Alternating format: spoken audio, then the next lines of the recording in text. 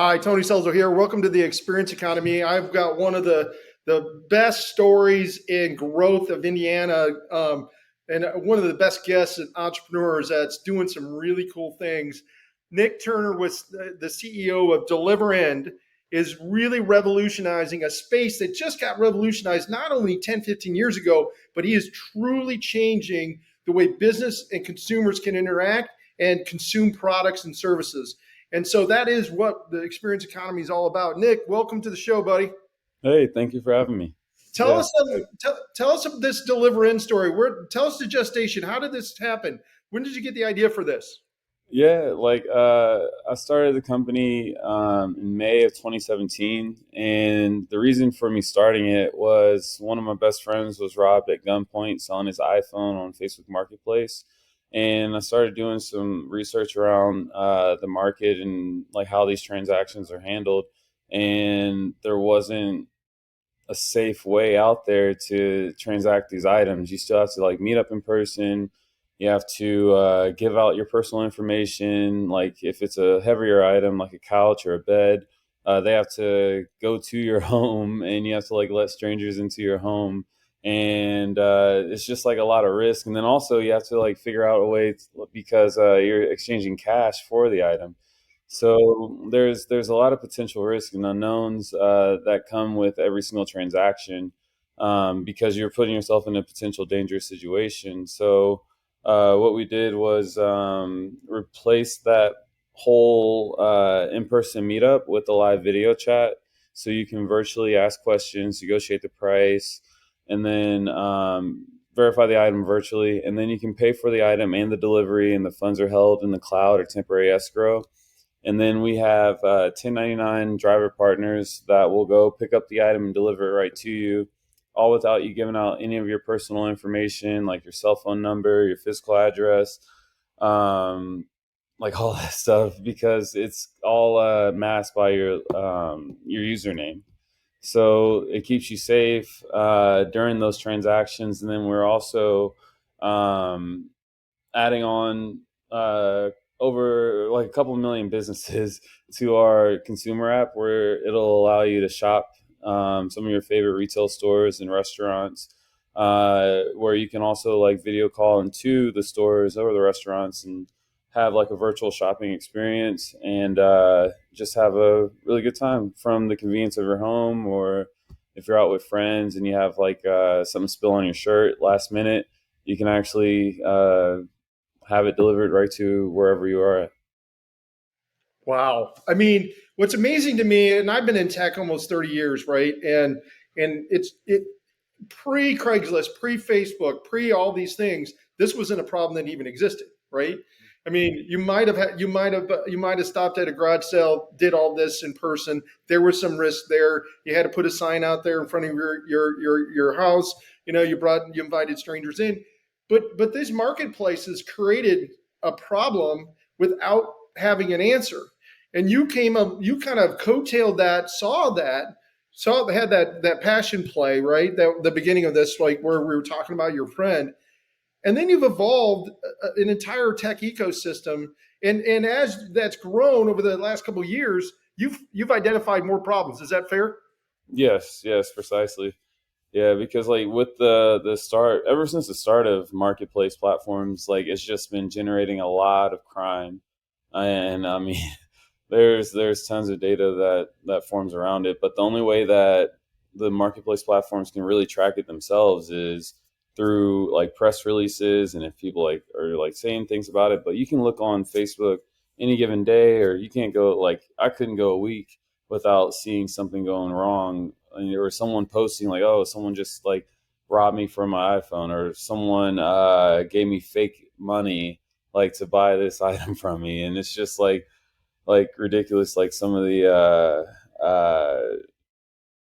like dangers and risks that are involved with just purchasing an item. Mm-hmm. And as you got into this next phase of the business, the you started to realize that there was an opportunity to solve problem for the business owners too, right? By giving them access to a better intermediary for getting product to the user, to the consumer, right? So the consumer can now, like, so I don't have to necessarily spend 25 to 30% of the gross margin of what I sell with a technology partner, like you and I were talking about, like all these intermediaries have really taken advantage of the small business owner, especially over the last 2 years. Mhm. You're helping solve for that now in this next stage. Is that fair? Yeah, absolutely. Because like during the pandemic, that really showed a massive opportunity to help business owners. Because like during that climate, a lot of the intermediaries weren't charging consumers for the delivery. They're offering free delivery, but at the end, it's not free. It's never free. So like they're increasing the margins on the businesses that are out there, and without having the proper foot traffic in and like the lower revenue numbers, it was really strangling the businesses that were trying to stay afloat, and like leaning on them to help them. But in all reality, they were hurting them more than they were helping them, especially whenever they were taking 30 to 35% of the margin from every single delivery. And whenever the government said you're not allowed to have like anyone inside your restaurant or retail store, then yeah, it's They had all no delivery. choice. So it's you're literally cutting your margins, like what you take home 50% just from using them, and that caused so many businesses to close, unfortunately. So while we were out still doing deliveries, I was like, well, like I see, and a bunch of my friends were restaurant owners and like entrepreneurs, and they would come to me and like talk to me. They're like, hey, if you can deliver food, or if you can deliver our products, like that would be huge.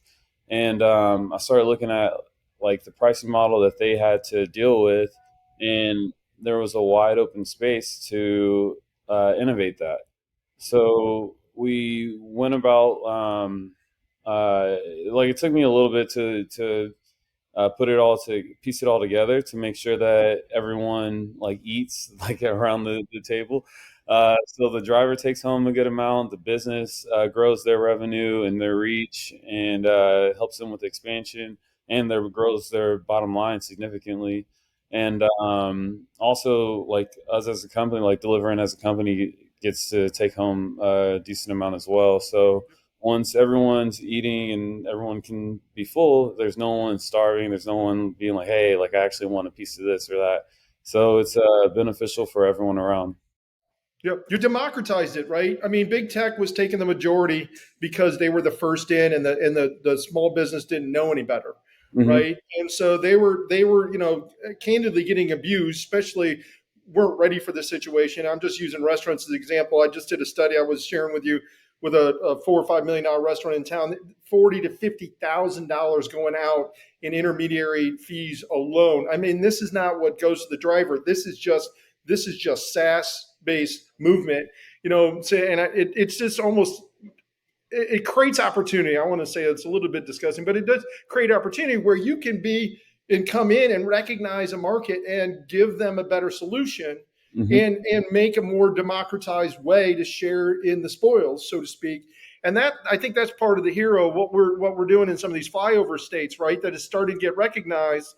It's not just taking advantage of knowledge; it's also building a system where there are three winners, right? The user wins, the business wins, and you guys win. And that's where the longevity is going to come in through organizations like yourself, is building that better experience for everyone, tying back full circle, right? Hmm. And that's what in your core values made you want to help those businesses that way. I mean, like we just care. Like it all starts from caring. Whenever you become an entrepreneur, uh, you see the ones that are either like in it for the money or you're in it for like helping others. And the ones who are in it for the money don't really last that long, because once they hit like that adversity where they have to like really like dig deep and try to figure things out, like they crumble. And the ones that are there to help people, they're like, no, no matter what, I'm gonna figure this out for these clients or for these people or for myself, because they're just like resilient. And it's just entrepreneurship isn't an easy thing at all. So just looking at how businesses had limited um, options available that are out there, we were able to step in and help out so many business owners, and so many businesses continue to grow and thrive.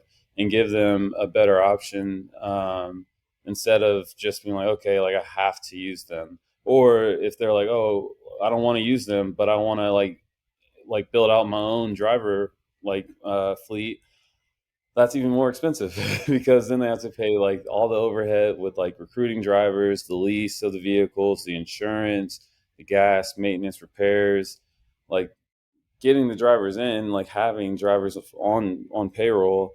Um, and then they have to figure out turnover, like whenever a driver leaves, and it's just like a lot of headache. And instead, they can just use us when they need us. Like we're not here to hurt; we're here to help. And like any business out there that just gives us a chance, they'll see the value immediately and know that we're not just trying to get like ours, but we're trying to help everyone else out. I totally agree. I think it's a great play.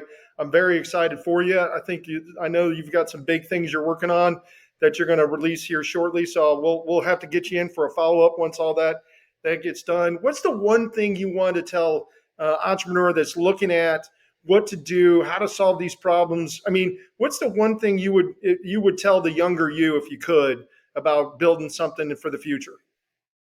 Don't rush it. Be more patient. Because whenever you rush things, like you don't make the best decision that you're capable of making.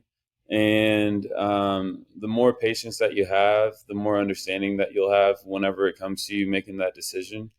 Mm-hmm. So, like, whenever you first start off as an entrepreneur, like, you're just like, oh, things have to happen like right now, right now, right now. But like as you continue to grow, you're like, okay, yes, like this email came in, but like it's not gonna like kill my company if I don't get back to them like today at midnight. Like I can get back to them tomorrow first thing in the morning. Like it's okay. But like in the beginning I was just always like going. Like I have to respond back immediately. I have to get like this down. And then it was just like wearing me out a lot. And it was just incredibly tiring because you already, as an entrepreneur, you don't get much sleep and much rest, and you definitely don't get that much time for yourself. So um, I was just like studying a lot, like trying to figure things out. But if I had more patience, then I would make better decisions earlier on instead of just like going off like the cusp and just being like, oh yeah, let's do this instead of doing like research behind it. So Hey, I'm 50 and I'm still impatient as shit, right? So I get it. I mean, it's hard. Like I was telling somebody the other day, I'm 3 years into my 1 year vision, right? It's like takes you longer than it. I mean, this is my we've been in startup. We have now four in the studio, and I'm like, God, man, what am I doing? It's like I forgot how hard this was. You know what yeah, I mean?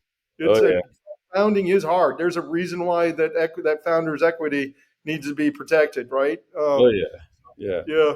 Because Well, also, I can't wait to have you back on the show and get an update. We'll earmark it for a couple months from now. But thanks so much for being on the Experience Economy, buddy. no, the pleasure's all mine.